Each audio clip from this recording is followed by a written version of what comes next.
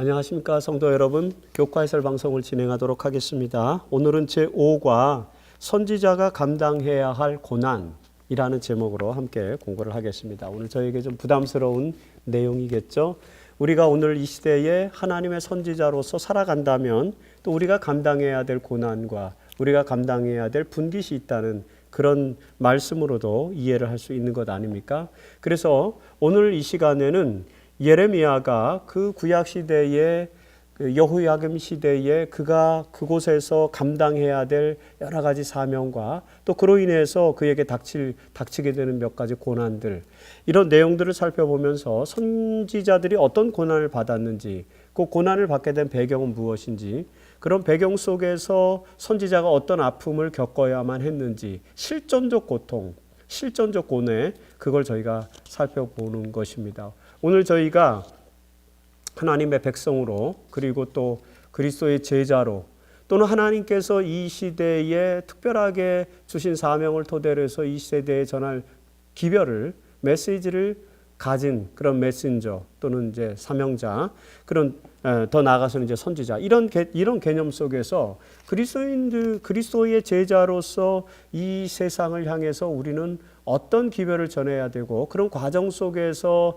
우리가 닥치게 되는 실존적 고난은 어떤 형태인가, 그런 고난 속에서 우리의 실존적 고뇌를 극복할 수 있는 방법, 예레미야 선지자의 경험을 통해서 살펴보면 좋겠죠. 그래서 오늘 이 시대를 살아가는 우리들에게 선지자로서 감당해야 될 그런 고난의 문제들, 어떻게 극복해야 되는지에 대한 비결, 이런 것들을 같이 한번 교과를 통해서 살펴보도록 하겠습니다. 자, 첫 번째 일요일 소지는 이제 이스라엘의 영적 상황에서 가장 심각한 문제가 무엇이, 선지자는 영적인 문제를 지적해 주는 사람이었죠. 그 영적인 문제를 지적해 주는 사람이었기 때문에 영적인 문제의 그 한 가운데에, 영적인 문제에 속해 있던 사람들은 아무래도 그런 경고의 기별 또는 선지자의 메시지, 그런 것들을 귀담아 듣기 어려웠을 것입니다. 굉장히 고깝게 들었을 것이고, 그래서 거기에 대한 리액션, 반대급부가 나타나면서 선지자는 자연스럽게 고난을 감내해야만 했겠죠. 바로 그런 선지자가 고난으로 갈 수밖에 없었던 이스라엘의 상태, 영적인 상황, 이런 부분들, 특별히 그들이 갖고 있었던 문제는 무엇인지, 이것을 살펴보는 것이 바로 일요일 소지의 주제인 것입니다. 예레미야 23장을 배경으로 해서 보겠는데요. 예레미야 23장 14절에 보면은 내가 예루살렘 선지자들 가운데도 가증한 일을 보았다는 그런 기록을 하고 있습니다. 하나님의 성전이 있었던, 하나님의 임재가 머물러 있었던 이스라엘의 영적인 도시, 그들의 신앙의 중심, 믿음의 중심, 바로 그 예루살렘에, 그것도 선지자들, 하나님의 기별을 전하기 위해서 훈련되고 키워진 그런 선지자들 가운데 가증한 일을 보았다는 그런 말씀이죠. 그들에게 어떤 가증한 일이 있었는지, 어떻게 선지자들도 그런 가증한 일을 할 수 있었는지, 이런 부분들을 살펴보는 것이 요 일요일 소지의 핵심 내용이라고 보시면 되겠습니다. 우선 이 예레미야 시대 이스라엘의 영적인 문제가 무엇이었는지 23장 14절에 나온 것처럼 선지자들이 가증한 일을 행했다는 것이죠. 영적 지도자들의 배도가 무엇보다도 매우 가증한 일이었다는 사실을 하나님께서는 예레미야 선지자를 통해서 지적해 주시는 것입니다. 오늘날 우리 교회에서 영적인 리더십을 가진 지도자들이 어떠한 역할을 해야 되는지, 어떤 자세를 가지고 살아가야 될지에 대한 중요한 문제를 우리에게 알려주는 것이죠. 영적인 지도자로서 특별히 하나님께서 원치 아니하시는 그런 가증한 일들을 우리는 행하지는 않는지에 대한 문제를 살펴보게 해주는 것입니다. 문제는요, 뭐냐면 예루살렘에 있는 선지자들이 가증한 일을 행했다는 것입니다. 자, 예루살렘은 신앙의 중심이고 이스라엘 종교의 중심인 도시입니다. 성전이 있었고 하나님의 임재가 거하는 곳이었습니다. 그곳에서 활동했던 선지자들, 어떤 면에서는 이스라엘 백성들 가운데 이스라엘 사회에서 가장 존중받고 가장 인정받고, 그래서 프라이드가 가장 강한 그룹 집단들이 바로 예루살렘의 선지자들 아니었을까라고 생각해 볼 수 있겠죠. 문제는 그런 영적 지도자들인 선지자가 배도했다는 것입니다. 가증한 일을 행한다는 것인데 선지자도 가증한 일을 행할 수 있을까요? 자, 우리가 예레미야서를 공부하면서 첫날 무슨 얘기를 했냐면 선지자란 무엇인가, 선지자란 누구인가 이런 얘기를 했습니다. 그래서 왕이나 제사장은 제도권 속에서 하나님의 기름 부음을 받으면서 등장하는 그런 리더십이었다면 선지자는 비공식적으로 비제도권에서 하나님의 직접적인 선택에 의해서 인정을 받고 공식적으로 활동하는 그런 리더들이었다, 리더십 그룹이었다는 말씀을 드렸습니다. 그런데 어떻게 하나님께서 직접 임명한 선지자들이 가증한 일을 행할 수 있겠습니까? 하나님께서 선택해 주셨는데, 물론 하나님의 선택함을 받은 선지자들 가운데 결국에는 하나님의 뜻을 벗어나서 어겨서 임의로 선지자 노릇을 하는 사람들도 있겠죠. 발람과 같은 그런 선지자들이 있을 수 있습니다. 물론 발람은 이제 이방인이었기 때문에 또 특별한 의미를 가질지 모르겠지만 이스라엘 안에서 유대인으로서 선지자로 임명을 받았을 때 어떻게 배도가 가능할까? 여러분 여기서 한 가지 아셔야 될 것이 있습니다. 뭐냐면은 선지자가 비제도권 안에 제도권 바뀌죠. 비제도권 상황 속에서 하나님의 직접적인 계시에 의해서 부름받는 선지자들도 있지만 사실은 이스라엘 백성들 가운데는 사무엘이 세웠던 라마나요스의 선지자 학교가 있었고 거기서 배출된 선지자들이 있고 실제로 그 이후에도 계속해서 아마도 사회 시스템에서 유대교의 종교 시스템에서 선지자들을 배출하는 그런 어떤 기관이 있었다라고 이렇게 라마나요과 같은 그런 선지자 학교들이 있었다라고 볼 수 있을 겁니다. 그래서 하나님이 예레미야라든지 이사야라든지 이렇게 직접적으로 선택한 선지자들 외에도 또는 이제 하나님이 선지자를 선택할 경우에는 그런 선지자학교 출신들, 요나와 같은 사람들을 선지자학교 출신들을 또 선지자로 선택하는 경우도 있습니다. 그렇지 않은 사람도 있지만 말입니다. 이제 그런 것입니다. 그래서 하나님의 직접적인 선택은 받지 않았어도 선지자학교를 나와서 선지자로 활동하는 사람들이 있었다. 는 것을 생각해 볼 수 있겠죠. 그런 관점에서 예루살렘의 선지자들은 아마도 제도권 안에서 선지자 학교를 통해서 선지자가 된 인물들이라고 추론해 볼 수 있을 것 같습니다. 그런 사람들은 가증한 일을 했다. 선지자도 배도가 가능하다. 다시 말해서 교육기관을 통해서 교육을 받았어도 그 선지자가 하나님과 이 밀접한 관계를 맺고 하나님과 직접적인 관계를 맺고 하나님으로부터 임명되지 않은 선지자들 가운데는 그런 배도가 가능하다. 가증한 일을 행하는 사람이 있을 수 있다는 것입니다. 오늘 우리도 다 저도 마찬가지고요. 선지자 교육을 받고 신학 교육을 받고 하나님께로부터 임명된 그런 이제 사역자로 활동을 합니다. 그리고 우리 장로님들도 교회에서 어쨌든 하나님께서 마련해 주신 교회 행정 시스템에 의거해서 장로로 피선되신 다음에 안수를 받고 이제 장로가 되시죠. 집사님들도 마찬가지고 이렇게 한 교회를 이끄는 리더십을 선택하는 데 있어서 오늘날은 거의 모든 것이 다 제도화되어 있어요. 우리는 제도권 안에서 이루어집니다. 따라서 그 제도권 안에서 등장하는 선지자들 그런 자기들의 정체성을 깊이 있게 통찰하고 어떻게 살아가야 될지에 대한 그런 분명한 자기의식, 자기 종교성을 갖지 않으면은 예루살렘의 선지자들처럼 그렇게 가증한 일을 할 수도 있다는 사실을 우리는 알게 되는 것입니다. 예레미야가 지적하는 선지자들의 배도의 내용이 무엇입니까? 14절에 계속 나오는 말씀입니다. 간음, 거짓말, 악행, 사람들을 악에서 돌이키지 않는 것까지요. 그런 것들을 다 포함시켰습니다. 물론 악행이라든지 간음과 같이 너무 현저한 범죄들, 너무 아주 현저한 그런 배도의 내용들을 우리가 따르지는 않겠죠. 하지만 거짓말이라든지 사람들을 악에서 돌이키지 않는 문제라든지 이런 부분들은 오늘 우리 하나님의 종교 리더들에게도 적용되는 그런 말씀일 수 있다는 것 한번 생각해 볼 수 있는 것입니다. 어쨌든 예레미야 시대에 예루살렘의 많은 선지자들이 이런 악행에 빠졌어요.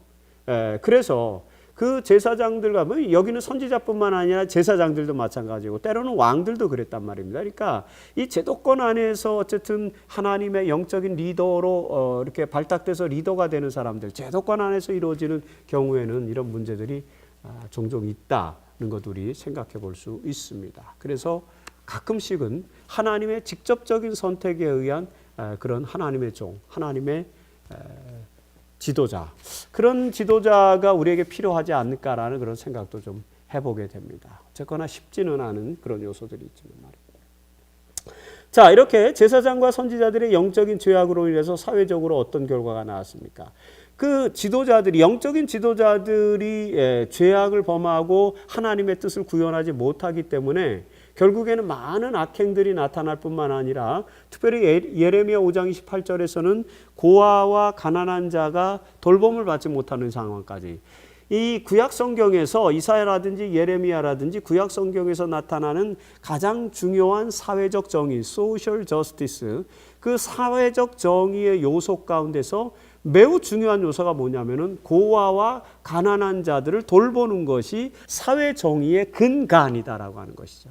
그래서 이 말은 무슨 말이냐면, 고아와 가난한 자를 돌보지 않았다는 말은 무슨 말이냐면은 제사장과 선지자들의 영적인 죄악으로 인해서 사회 정의가 구현되지 않고 있다, 그런 얘기예요. 그래서 오늘날 우리 사회에 사회 정의가 구현되지 않으면 우리는 영적인 리더로서 되돌아봐야 됩니다. 우리 자신들을. 그런 일들이 일어났다. 이렇게 종교 지도자들의 부패로 말미암아 이스라엘은 이제 어떤 상태에 놓이게 되었다고요? 14절에 계속 소돔과 고모라와 다름이 없는 상태. 소돔과 고모라와 다름이 없다. 이건 무슨 말입니까? 하나님께서 악이 관영함으로써 더 이상 두고 볼 수 없어서 멸망시킨 도시, 불로 멸망시킨 도시가 그 대표적인 도시가 바로 소돔과 고모라 아닙니까? 결국에는 지금 현재 예루살렘이 소돔과 고모라와 다름이 없다는 말은 무슨 말이에요?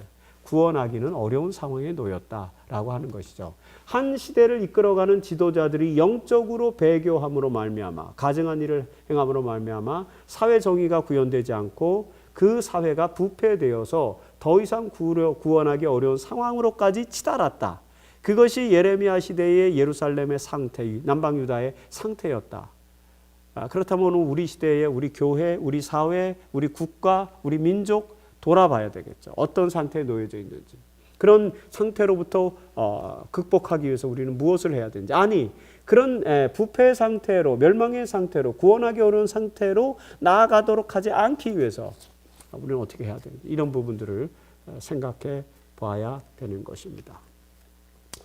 교회정원 2권 37페이지, 하나님께서 책임 있는 위치에 있는 자들이 사업에 헌신할 것을 요구하신다. 왜냐하면 그들이 잘못되면 백성들은 그들의 전처를 밟는 것을 개의치 않을 것이기 때문이다. 왜 사회적 불의가 만연하느냐? 공의가, 정의가 실현되지 않느냐? 결국에는 책임 있는 위치에 있는 하나님의 백성들이 헌신하지 않기 때문이다 라고 그렇게 설명을 하고 있습니다.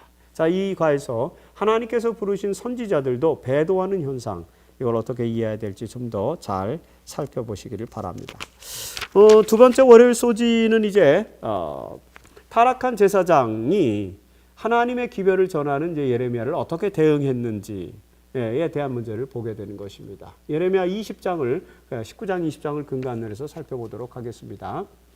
자, 우선 예레미야가 어떤 기별을 전해 주었기 때문에 예루살렘의 지도자들이 이제 예레미야를 미워하고 시기했다는 거죠. 그렇다면은 예레미야 선지자가 이스라엘 지도자들에게 준 기별이 무엇인지를 살펴봐야 되는데, 이 20장에서 예레미야 선지자가 타락한 제사장에 의해서 핍박을, 고난을 받게 되는 그런 과정은 왜 그랬냐면 19장의 기별 때문이었습니다. 그 19장의 기별은 뭐냐면은 이런 거예요. 예레미야 19장 10절에 함께 가는 자의 목전에서 옹기를 깨트리라는 것이죠. 옹기를 준비해 가지고 가서 옹기를 깨트리는 퍼포먼스를 수행하라는 것입니다. 이 퍼포먼스는 영적 퍼포먼스인데 이건 뭘 말하냐면은 이스라엘 백성들을 옹기라고 하는 메타포로, 이스라엘 백성들은 지금 옹기, 남방 유다는 옹기와 같은데 그 옹기가 깨트려진다. 그 말은 무슨 말이에요? 이 메타포는 이스라엘이, 남방 유다가 부서질 것이다 라는 그런 것이죠. 그래서 이 기별은 예레미야 19장 10절의 기별은 재앙의 기별입니다. 재앙의 기별을 선포하는 것입니다. 옹기와 같은 남방 유다가 깨트려질 것이다. 상당한 은유죠. 상당한 메타포를 여기서 지금 쓰고 있습니다. 예레미야에는 많은 메타포들이 등장합니다. 선지서들의 그런 메타포들이 많이 등장하는데 그 중에 하나가 이거죠. 그래서 예레미야 선지자가 이스라엘에게 준 기별은 뭡니까? 재앙의 기별이에요. 깨트려질 것이다. 멸망당할 것이다. 이런 것이죠. 그러자 이런 기별을 들은 제사장, 당시에 예루살렘 성전의 총감독이었던 바스훌이 어떤 반응을 보였어요? 이 예레미야 20장 3절에 보니까 조금 비도덕적이고 잔인한 내용이 나와요. 일단은 예레미야 선지자를 막 때립니다. 때리고 그 다음에 나무 고랑으로 채워서 이제 성전 그 기둥에 달아두는 것이죠. 이런 바스훌의 제사장 바스훌의 반응, 왜 이런 선지자의 기별을 거절하고 선지자의 기별을 거절했을 뿐만 아니라 어떻게 해요? 그 기별을 전한 선지자를 핍박하고 박해하는 것이죠. 그래서 선지자가 고난을 받게 되는 것입니다. 이 하나님의 기별, 하나님의 바른 기별이 그것이 재앙의 기별일 경우에 그게 평화의 기별이고 희망의 기별이고 소망의 기별이라면 이렇게까지 안 하죠. 그렇지만 반드시 필요한 재앙의 기별, 뜻을 돌이키게 하는 재앙의 기별을 전했을 때는 이런 고난의 반응이 있을 수밖에 없다는 사실을 예레미야의 경험을 통해서 보여주게 됩니다. 다행히 예레미야는 이제 명망 높은 유명한 선지자였기 때문에 오랫동안 갇혀 있지는 않고요. 이틀 만에 풀려났어요. 그러자 예레미야는 어떻게 했습니까? 풀려나자 이제는 예루살렘이 아닌 바스훌, 성전 총감독이었던 바스훌과 그의 가족에게 미칠 재앙을 선포합니다. 또 재앙의 기별을 선포하는 것이죠. 결국에는 또 붙잡힐 수밖에 없는 운명일 거예요. 하지만 굴하지 않는 선지자의 모습이죠. 여기서 우리는 예레미야 선지자의 사역을 포기하지 않는 예레미야의 모습을 보게 되는 것입니다. 7.8기, 8.9기 넘어지고 쓰러지고 고통당할지라도 지속적으로 계속해서 하나님의 기별을 전하는 선지자의 모습, 오늘 우리들이 본받아야 될 그런 모습이다라고 생각해 볼 수 있습니다. 이 예레미야의 재앙의 기별 가운데 특히 바스훌과 그의 가족에게 미칠 퍼스널한 재앙, 아주 개인적인 그런 재앙을 선포하는 과정 속에서 매우 중요한 예언이 등장하는데 뭐냐면 어떤 국가의 이름이 등장해요. 6절에 보니까 예레미야 20장 6절에 내가 바벨론에 이르러 거기서 죽어 거기 묻힐 것이다. 이제 바벨론이 언급됐어요. 이미 나보폴라사르에 의해서 이제 전국이 안정되면서 새로운 패권 국가로 서서히 등장하는 그 시기에 바벨론이라는 나라, 사실은 이제 남방 유다 사람들이 바벨론이 어떤 나라가 될지 바벨론을 주목하지는 못했을 거예요, 많이. 아직까지는 아시리아가 여전히 세력을 행사하고 있었고, 그 다음에 아시리아가 이 남방 유다의 국경을 맞이하고 있으니까 아시리아를 굉장히 견제하고 주목했을 거예요. 그런데 좀 더 동쪽에서부터 바벨론이 이제 신바벨로니아가 등장을 해서 이 아시리아를 압도하기 위해서 준비하는 그런 과정이 있는데, 하나님은 그 역사의 과정을 아시기 때문에 이 예레미야 선지자에게 그 비전을 주시는 것입니다. 그래서 바벨론이라고 하는 나라가 이제 등장해서 강국이 될 것이고 이스라엘을 포로로 잡아갈 것인데, 그때의 바스훌과 그의 가족들도 포로로 잡혀가서 거기에 묻힐 것이다 라는 거죠. 이렇게 해서 예레미야서에서 바벨론이 언급되고 바벨론이라는 나라가 이제 하나의 중심적인 세력으로 등장하는 모습을 보게 되는 것입니다. 교회증언 5권 99페이지 무한한 자비로서 마지막 경고의 기별이 세상에 전해져서 그리스도께서 문 앞에 오셨다는 사실이 선포되고 깨어진 하나님의 율법의 주의를 환기시키고 있다. 그러나 홍수 이전의 사람들이 노아의 경고를 조롱하고 거절한 것처럼 오늘날 쾌락을 좋아하는 사람들은 하나님의 성실한 종들의 기별을 거절한다. 예레미야 시대에도 그랬고 오늘 우리 시대에 그럴 것이고 그렇고 있고 또 그럴 거 앞으로도 그럴 것이고 저 옛날 노아의 시대 때도 그랬다는 것이죠. 그래서 항상 선지자는 하나님의 올바른 기별, 재앙의 기별로 인해서 고통을 받게 되는 것입니다. 여기 이 예레미야 20장에 보면 이제 예레미야가 착고에 채워 베냐민의 문에 달렸다. 예루살렘 성에 이제 베냐민의 문에 달렸다라는 기록을 남기고 있는데 이 베냐민의 문이 어디를 말하는가? 우리가 아는 이제 8개의 성전문에는 등장하지 않지만 구약 성경에는 이 베냐민의 문이 예루살렘 성전에 있었던 것으로 알려지고 있습니다. 그래서 베냐민 문이 어딘지 이런 것들도 한번 찾아보는 것이 좋지 않을까라는 생각을 해봅니다. 자, 화일 소지는 이제 세 번째, 그 기별을 거절하는 이스라엘 향해 선지자는 이제 어떤 분노를 느끼는가라고 하는 것입니다. 자, 하나님께서 선지자에게 주신 기별, 그것은 이제 재앙의 기별이고 고난의 고통의 기별이고 멸망의 기별이고 경고의 기별이고 이런 것 아닙니까?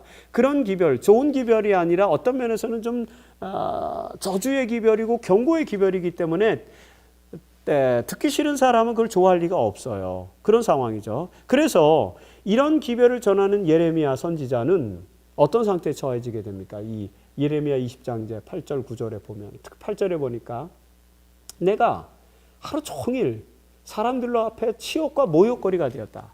사람들이 예레미야를 인정해 주지 않고 예레미야를 저주하고 그 다음에 치욕하고 욕하고 그 다음에 모욕을 주고 그런 것이 왜요? 자기들이 원하는 기별을 전하지 않는다는 것이죠. 오늘 우리 시대도 마찬가지입니다. 많은 사람들이 누구를 배척하고 누구를 추종합니까? 누구를 따릅니까?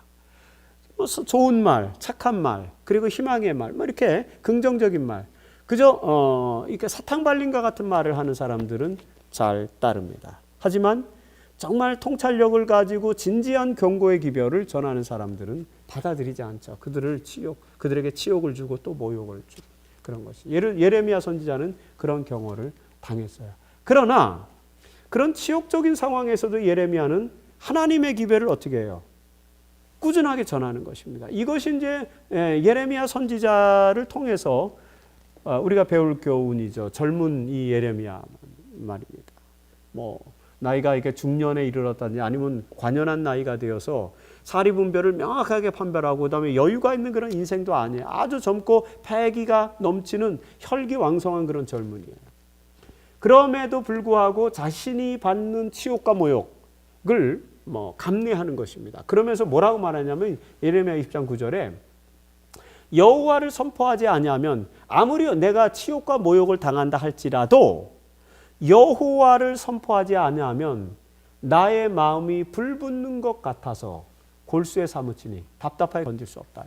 내 뼛속까지 답답함이, 내 뼛속까지 열정이 이제 묻어났다는 것이죠. 그래서 하나님의 기별, 선지자로서 하나님의 기별을 전해야 될 예레미야, 그는 매일 종일토록 치욕과 모욕거리가 된다 할지라도 개의치 않고 여호와 하나님의 메시지를 선포하는 그런 열정을 가진 사람들입니다. 그것이 어떤 결과로 나에게 다가온다 할지라도 개의치 않고 나아가는 거예요. 열정.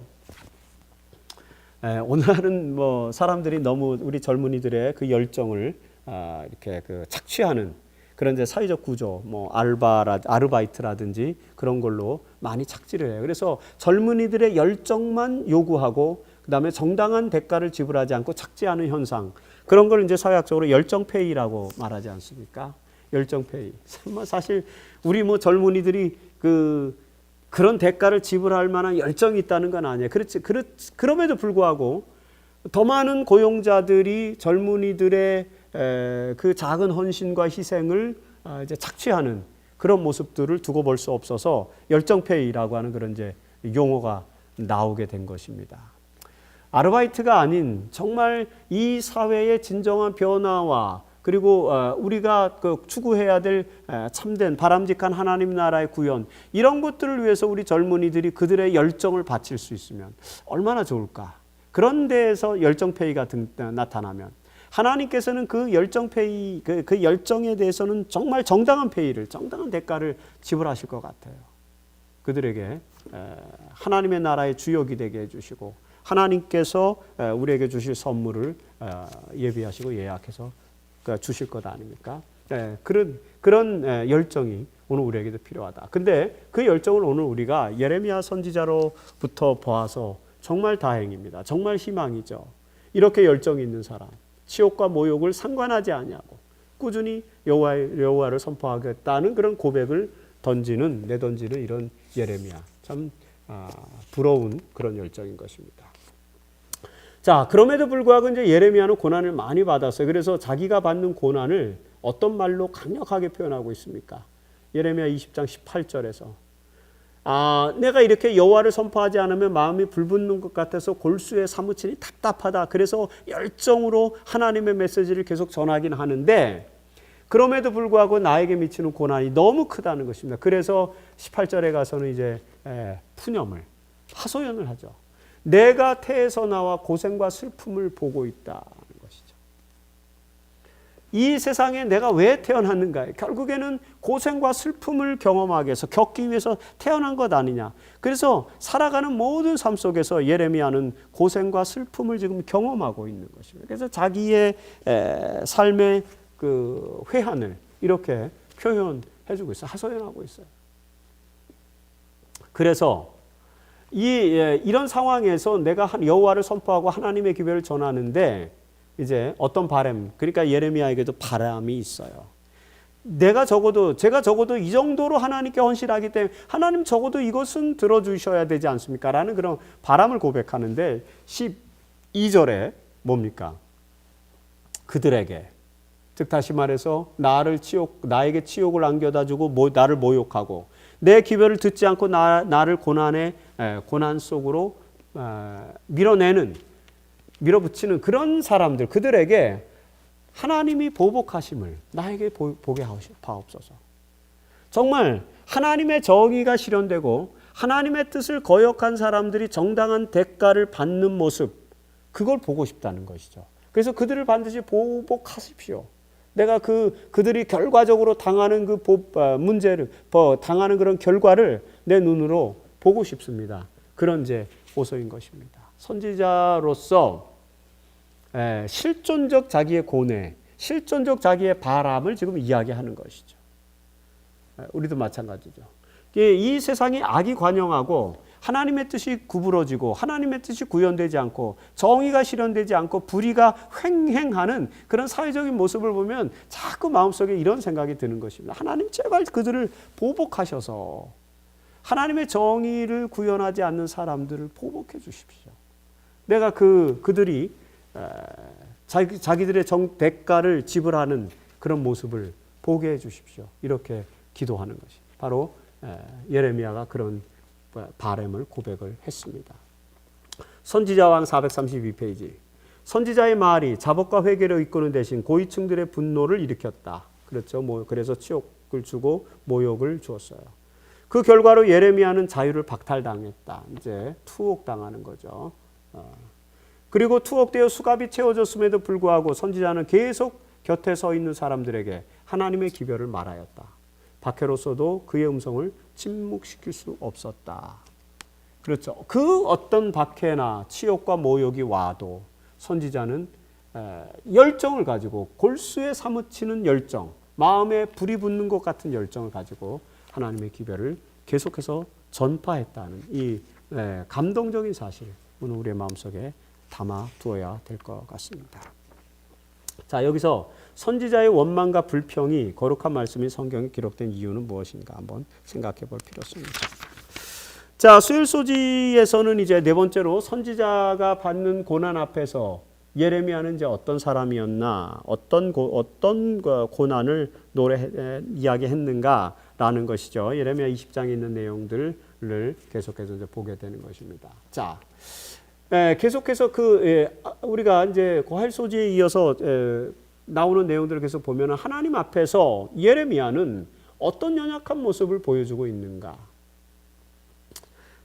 자기의 낱날을 저주하는 것이죠.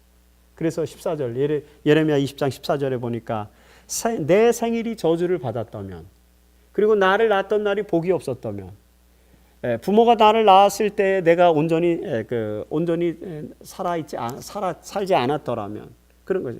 생일을 저주하는, 차라리 내가 이 세상에 태어나지 않았더라면 이런 고통을 당하지 않았을 것입니까? 저희가 아주 힘들고 어려울 때에 그냥 생떼를 쓰고 생떼를 쓰기 위해서 우리가 하나님께 기도할 때 가끔씩 푸념을 섞어서 기도하는 내용, 그것이 바로 이런 것 아닙니까? 여러분, 예레미야와 같은 그런 헌신적인 선지자가 그리고 하나님의 기별을 누구보다 정확하게 이해하고 있는 선지자가 이런 이야기를 했다는 것, 이렇게 자기 자신의 삶에 대해서 하소연하고 자기 생일을 저주하는 이런 모습을 보여주었다는 것, 이런 연약성을 보여줬다는 것, 뭘 말하는 것입니까? 그만큼 하나님의 사역이 쉬운 일이 아니다, 어렵다는 것을 방증해주는 그런 내용들 아닙니까? 정말 어려운 일입니다. 그런 경험을 예레미야는 하게 된 것입니다. 그런데 이런 경험을 예레미야만 한 것이 아니죠. 욥이라고 하는 사람도 똑같은 바램을 하나님께 기도했어요. 연약한 모습을 보여줍니다. 욥기서 3장 1절에 보면 욥이 입을 열어 자기의 생일을 저주하니라. 결국엔 욥이 당했던 시련, 예레미야가 당했던 시련이 등가 같은 가치, 같은 수준이었다는 사실을 보게 되는 것이고, 그들이 생일을 저주할 만큼 이렇게 고통 속에 처해져 있다는 사실. 하지만 잠깐의 푸념, 그리고 곧 다시 돌아서서 하나님의 사역을 위해서 끊임없이 나아가는 선지자들의 사전오기의 모습, 이런 것들이 오늘 저희에게 생생한 교훈이 되는 것입니다. 이들도 우리처럼 다 실존자들이에요. 실존적 고뇌를 안고 있는 사람들이에요. 하지만 그 실존을 극복하기 위한 열정, 내지는 하나님께 대한 믿음, 신뢰, 이런 것들에 있어서는 우리보다 훨씬 더 많은 그런 능력을 가지고 있는 사람들이다라고 이렇게 볼 수 있겠죠.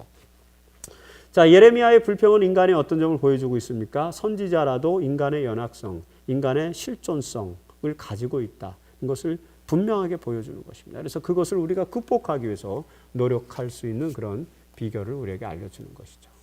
자, 우리는 이러한 실존적으로 연약한 예레미야의 모습을 보면서 어떤 점을 배울 수 있습니까? 슬픔과 고통 앞에서 연약한 인간의 모습을 보면서 하나님의 도움을 필요로 한다. 지금 결국에는 예레미야도 자신의 연약한 모습, 자기의 낱날을 생일을 저주하면서 연약한 모습을 보여주면서 하나님께 뭘 기대하는 것입니까? 뭘 기도하는 것입니까? 도움을 기대하는 것이죠. 하나님, 그러니 제발 좀 도와주십시오.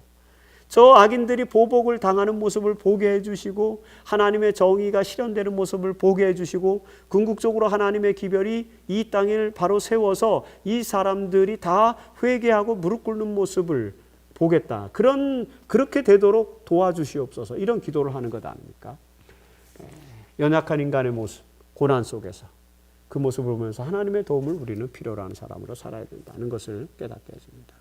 교회증언 4권 10페이지, 하나님께서 사랑하시고 큰 책임을 맡기신 자들이 오늘날 우리들이 투쟁하고 흔들리고 흔히 잘못을 범하는 것처럼 때때로 유혹에 넘어가서 죄를 범하였다. 그러나 하나님의 은혜를 통하여 그들이 자신들이 악한 본성을 극복하고 다시 일어날 새 힘을 얻을 수 있었다는 사실을 아는 것은 낙담한 우리 마음에 용기가 된다.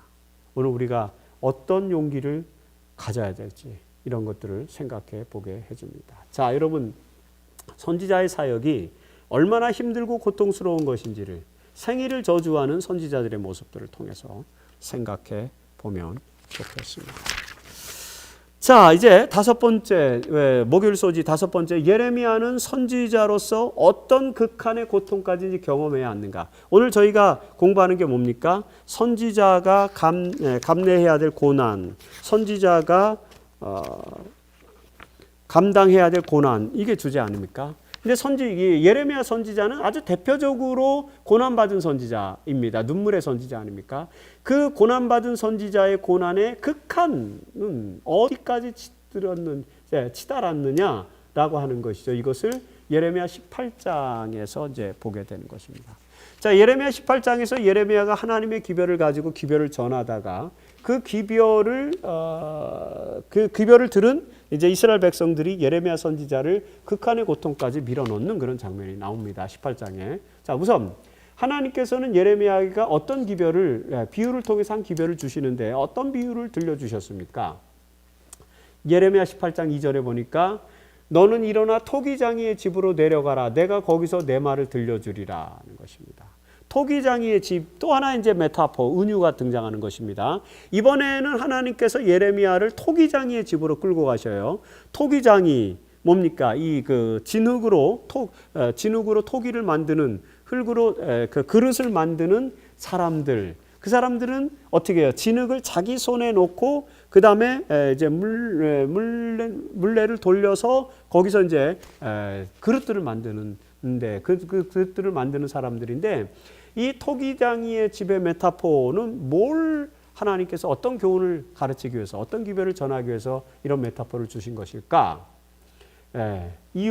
비유를 주신 이유 어떤 교훈을 주시기 위함입니까? 6절에 보니까 진흙이 토기장이의 손에 있는 것 같이 너희가 내 손에 있다. 여기서 너는 진흙이죠. 그러니까 우리가 진흙과 같은 존재고 내 손은 토기장이의 손은 하나님의 손이다. 그래서 여기서 진흙과 토기장이 여기 이 메타포를 통해서 모든 인간의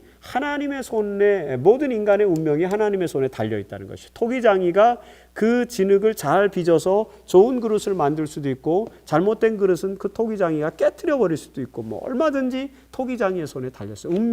토기의 운명이.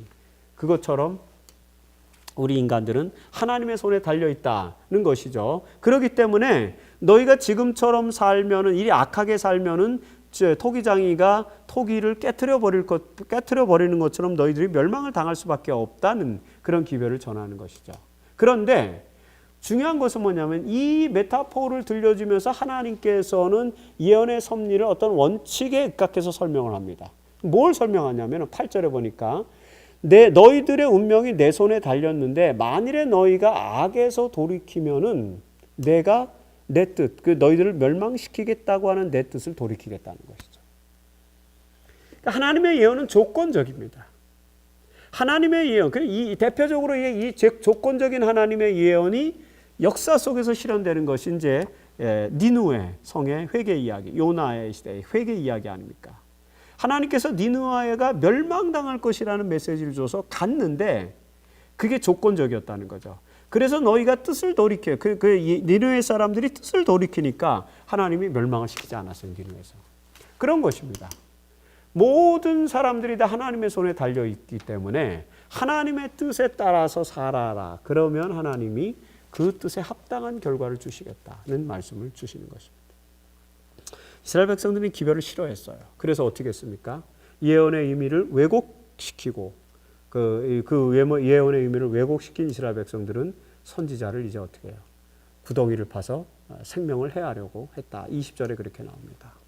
결국에는 예레미야 선지자가 어떤 극한의 고통까지 경험하냐면 죽음의 위협이라고 하는 실존적으로 가장 극한의 고통을 경험을 하게 된 것입니다. 근데 이런 경험 속에서도 꿋꿋하게 하나님의 기별을 전하는 예레미야 선지자. 거기서 우리는 선지자들이 감당하는 고난을 감당하면서 자신의 그 정체성을 유지하고 하나님의 기별을 묵묵하게 수행하는 예레미야 선지자의 고고함, 위대함 이런 것들을 발견하게 되는 것이죠. 가려 뽑은 기별 67페이지입니다. 우리 구세주께서 우리들이 기대했던 것만큼 속히 나타나지는 않으셨다. 그렇다고 해서 주님의 말씀이 믿을 수 없는 것이 되었는가? 결코 그렇지 않다. 하나님의 약속들과 경고들은 똑같이 조건적인 것임을 기억해야만 한다. 조건적인 예언. 이 부분 살펴볼 필요가 있습니다.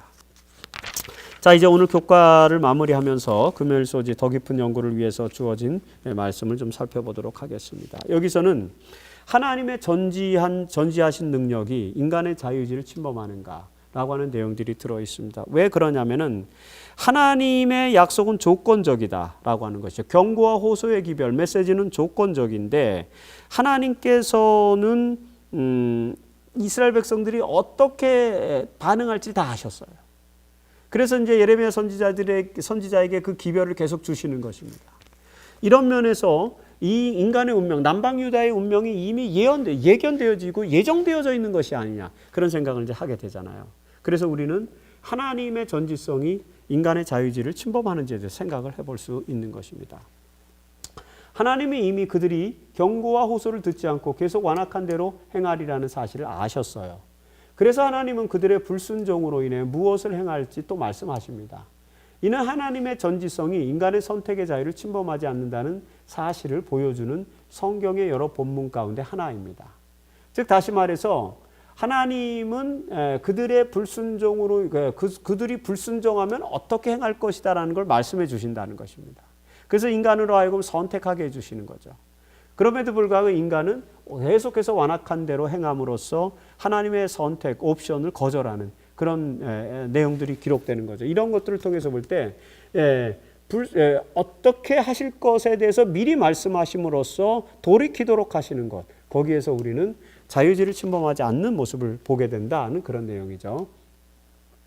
그들이 그분께 순종할 자유를 호소할 수 없다면 하나님의 백성들이 하나님께 우리에게 순종할 자유를 소유할 수 없다면 하나님이 그들에게 악한 길에서 돌아서라고 호소하실 이유가 없다는 것이죠. 그러니까 순종할 자유가 있기 때문에 하나님은 호소하는 것입니다. 돌이키라고. 순종할 자유가 우리에게 없다면 하나님이 그렇게 할 필요 없어요. 어차피 너희들의 운명은 결정된 거니까 그냥 내버려도 됩니다. 즉 다시 말해서 예레미야 선지자와 같은 그런 선지자를 통해서 우리들에게 끊임없이 경고의 기별을 주시는 이유. 그래서 너희가 순종해야 되는데 물론 순종하지 않을 수도 있어. 어떤 것을 선택하든지 그건 인간의 자유지만 순종을 선택할 자유까지 자유를 호소하시는 거죠. 그래서 악한 길에서 돌아서라고 자꾸 호소하시는 이유는 뭐냐면 우리에게 순종의 자유나 순종하지 않을 자유가 있다는 사실을 설명하는 것이다 하는 것입니다. 그런 의미에서 자유의지를 침범하지 않는다라는 내용을 이해할 수 있습니다. 자, 오늘 교과 내용 선지자로서 경험해야 될 감당해야 될 고난, 예레미야 선지자의 상황을 통해서 우리가 살펴봤죠. 그 내용들을 정리하면서 토의할 점 두 가지 제안 드립니다. 첫 번째, 이스라엘의 제사장들과 선지자들이 예레미야의 경고의 기별을 거절한 이유는 무엇이며 그것이 오늘 우리 시대에 어떤 적용점이 있는지 이런 부분들을 논의해 주시면 좋겠습니다. 두 번째, 예레미야 선지자가 받은 고난을 되새겨 보면서 선지자로서 살기 위해서 우리가 감당해야 할 십자가 고난은 무엇인지 또 한번 논의를 해 주시면 좋겠습니다. 이런 논의들을 통해서 이번 교과가 더 우리들의 삶에 중요한 교훈으로 다가오게 되기를 바라면서 오늘 교과 해설 방송을 마치도록 하겠습니다. 감사합니다.